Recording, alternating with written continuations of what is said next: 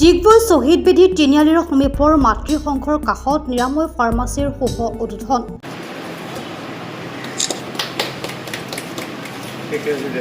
ডিগবৈৰ বিধায়ক সুৰেন ফুকনে আজি নতুনকৈ খোলা নিৰাময় ফাৰ্মাচীখনৰ শুভ উদ্বোধন কৰি ফাৰ্মাচীখনৰ যুৱ স্বত্বাধিকাৰ বেদান্ত গগৈক উৎসাহিত কৰে। ডিগবৈ পৌৰসভাৰ vice chairman Dimpi Sonowal, ward commissioner Anamika Das De, Vedanta গগৈৰ পিতৃ মাতৃ, সতীৰ্থ বন্ধু বান্ধৱৰ উপস্থিতিত মাংগলিক ৰীতি নীতিৰে ফিতা কাটি শুভ উদ্বোধন কৰে বিধায়কগৰাকীয়ে। স্বনিৰ্ভৰশীলতাৰে এগৰাকী উদ্যমী যুৱকে এনেদৰে লাভজনক ব্যৱসায় আৰম্ভ কৰাৰ বাবে বিধায়কগৰাকীয়ে শুভেচ্ছা জনায়। চহৰত আজি নতুনকৈ এখন ফাৰ্মাচী সংযোজিত হ'ল ডিগবৈ শ্বহীদ বেদী তিনিআলিত আৰু নিৰাময় নামেৰে।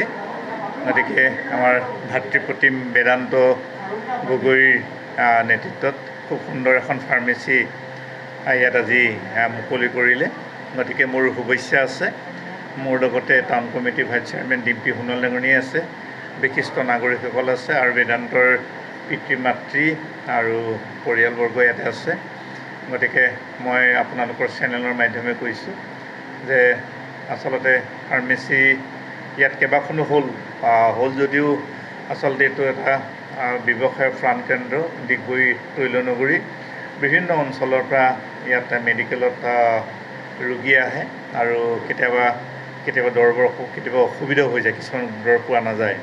গতিকে আমাৰ একেবাৰে চিভিলৰ কাষতে একেবাৰে ওচৰত এখন আমাৰ নিৰাময় নামেৰে যি আজি ফাৰ্মাচী খুলিলে। গতিকে এই ফাৰ্মাচীখনে কিছু লোকক কিছু দৰৱৰ কাৰণে সকাহ দিব বুলি আমি আশাবাদী।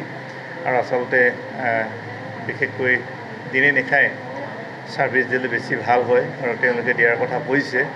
গতিকে মই আহ্বান জনাইছোঁ সকলো যিসকল ৰোগী আছে একেবাৰে ওচৰত যদি পাবলগীয়া তেতিয়াহ'লে ইয়ালৈ আহিব, ভাল হ'ব আৰু খুব সুন্দৰকৈ পৰিপাটিকৈ ৰাখিছে আৰু সকলোৱে সহযোগিতা কৰিব বুলি মই সকলোকে আহ্বান জনালোঁ। আৰু মই বেদান্ত গগৈক মই ধন্যবাদ জনাইছোঁ। গতিকে তেওঁ পঢ়া শুনা কৰি ফাৰ্মাচিষ্ট পাছ কৰি আজি ইয়াত দোকানখন খুলিলে ফাৰ্মাচী। গতিকে মোৰ শুভেচ্ছা আছে আৰু আনুষ্ঠানিকভাৱে মোক ইয়াত মুকলি কৰিব দিয়াৰ কাৰণে মই পৰিয়ালবৰ্গক মই ধন্যবাদ জনাইছোঁ। Bureau' report B+NE।